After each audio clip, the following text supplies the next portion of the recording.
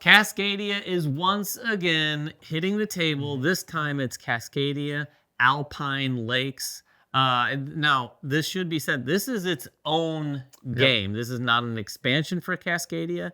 It has nothing to do with Cascadia Junior, which I know you play quite a bit. Actually. It has some things in common with some of the evolution of the series, but it has a whole new level. And yes, I do intend that pun, because you are stacking tiles this time on top of one another. And I'm just going to tell you right now, and we'll get into the details, but that simple change ratchets up the, not complexity of play, but the thinkiness of play for sure.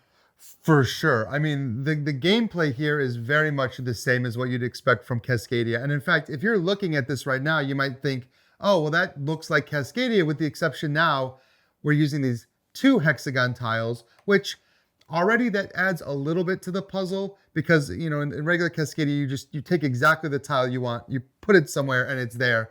Now you're kind of positioning, okay, well, I want it kind of like to fit these 2 different biomes. So that adds a little bit of the puzzle, but that idea that you're stacking on top of it. And as you can kind of see from our boards, we have a game in progress and we've done that stacking, and you'll see that some of these animals are on higher elevations. That does not mean that we just drafted a tile, stacked it on top, and placed our animal there. Animals that are already out on the board, they can go up in level. As you place a tile, if the tile matches and the animal could be on the new tile, you can cover it and they just move up to the next level. And that's going to impact a lot of the different ways you're scoring in the game. Yeah, and it should be said, when you do place these tiles, both of these spaces have to be supported underneath. So when you're placing one on top of an animal, it has to be, obviously it is on a tile, but it gets interesting too, because that complexity or thinkiness, you will often be looking at these tiles, particularly when you're just playing normal Cascadia. You're looking at one tile, that's all you're thinking about. This one has this tail, I call it a tail, because you're placing it for this main reason, but you have to be careful and watch out for how you're placing the other one, because if you can consider both as you're placing them, as Ryan said, that's going to pay dividends over a while for sure. Yeah, and all of this is kind of tied into the new scoring system. They've changed up the way the game scores. If you remember, in base Cascadia, you set out a number of different cards for the animals, and every animal scores differently. In this, they've switched it up. You have different cards for the corridors. So for every forest section, every glacier section, and every meadow section, there's a number of these cards. You're going to choose one for each. You're going to put it out, and you might think, okay, well, this kind of narrows it down. Instead of having like 5 or 6 different scoring conditions, you have 3. But man, these are brain burners, because each one of these is now interacting with height as well. Yeah. And so it's literally a whole new dimension that you have to think about when you're scoring these different cards. Yeah, some of them, like the glacier one that we have here, is regardless of height, but that makes it even thinkier, because you just have to make sure and watch out for the ones that do. You can't be complacent and go, oh, okay, yeah, I've got all those. You have to look at the tile closely and read the description to see, oh, okay, I can't have any more than 2 animals on the same height in this big group of animals like that this one is looking for. You really need to kind of like vary the heights. And stacking the heights just in general is also more complicated than you think, because first of all, you're not adding to these big areas. And again, like we said, that's not as important in this game. But when you're stacking on top of things, you have to be careful. And in fact, there's a note in the rule book to not mess up some other thing you've done. Sure. Because you could be stacking something and then you might place a glacier on top of a meadow that breaks up the meadow as you're looking down. And then it's maybe disrupted something you thought you had completely scored, or at least started to score when you place it. Now, I don't think most people will make that kind of mistake. Oh, it's easy to do though. I almost made that mistake too, because like each one of these types of scoring tiles or scoring cards wants you to have, first of all, a continuous area, and then a certain number of animals on that area. Like I have this set up on my glacier. I have 3 of a kind here, and my glacier says if I get 3 of a kind on a glacier, it's 9 points. But like David said, if I get ahead of myself, I get really excited, I could put this wood tile right here, this forest tile. Now, wait a minute. Shoot, like I got a higher lake, which is good for scoring, but at the sacrifice of scoring the glacier scoring. So you really need to consider not only both halves of the tile, but also what you're covering up, because you can completely wreck your scoring if you're not careful. Yeah, the way I would put it in general is this game, Alpine Lakes, it's as simple to play as Cascadia. It's not as simple to play well. To play this well and to score these, that's where you really have to start thinking. That's really where you have to be careful about, okay, how am I going to go about doing this? Because we played enough Cascadia where we can look at those scoring cards. Well, at least Ryan more than me. But most players who are familiar can look at those scoring cards and go, okay, and then go. This one, and I don't think this is just recency sort of bias, if you will, in terms of its impact, but we were looking at these and going, oh, wait a minute.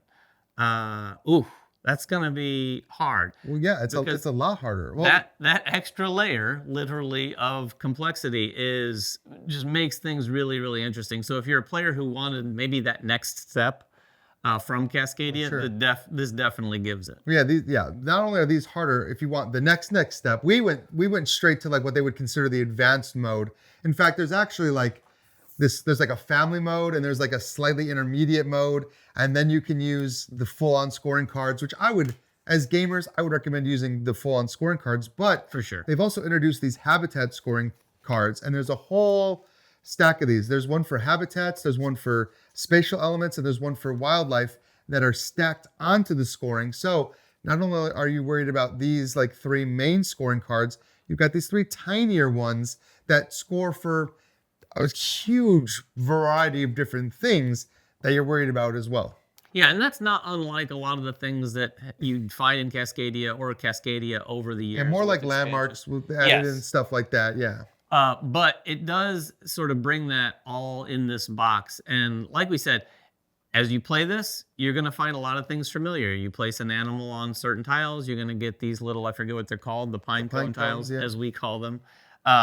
So that you can, when you're drafting, take a tile and take a different animal or wildlife. This whole system of how this plays exactly the same. So you'd be able to basically set this up and start playing immediately, but you will pause when you look at the scoring for the first time and you're placing your first or second or maybe third tile and go, oh, okay, I've got to think. This definitely burns the brain a little bit more than base Cascadia. For sure. And it's worth noting, too, they kind of swapped the formula here. Like we talked about how animals don't score via the cards. The corridors score via the cards. But if you remember in the first game, you still kind of counted, your biggest continuous area of each of the different terrains. You don't do that anymore. Now it's animals that have a fixed scoring.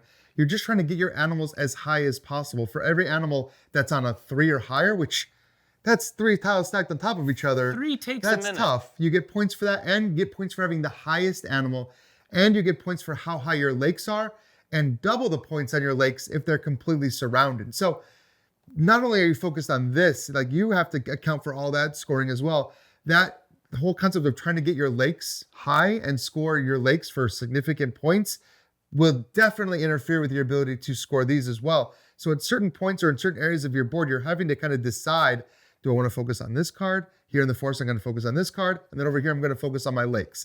I think that's more to consider than you ever had in base Cascadia. Yeah, and just to put a clear point on this, this game that you're seeing in progress is about 3/4 of the way through. And both of us only have... I have a couple threes. We have 4 total tiles, or 2 separate 2x2 tiles that are at the 3rd level, right? Nothing at 4th level. I don't have anything at 4th level yet. I'm building up for it. Yeah, I would guess by the end we would, but it is probably going to be effectively 1, maybe 2 peaks for any player who plays the game. And not to mention too, this has a visual appeal that I think is not. I mean, Cascadia was always a beautiful game. But this, when you're done with it and you've got this cool 3-dimensional, like you call them peaks, like the mountains of the Alpine, like it's a really, really cool look. Yeah, even at 3 levels, it's very cool. We haven't played this too much yet. I'll be curious to see if anyone goes, you know what I'm going to do this game? Shoot it up. I'm just going to stack and stack and stack. Because you could do that. I just don't know that that's going to be a winning strategy. No, I don't think so at all. But it could be a fun one. I could see a lot of younger players just going, this is what I'm doing this turn. But that is Cascadia Alpine Lakes. If you have any questions at all about it, please make them in the comments below. We'll get down there and answer whatever we can. Until next time, though, make sure everyone has fun at the table, and we'll see you then.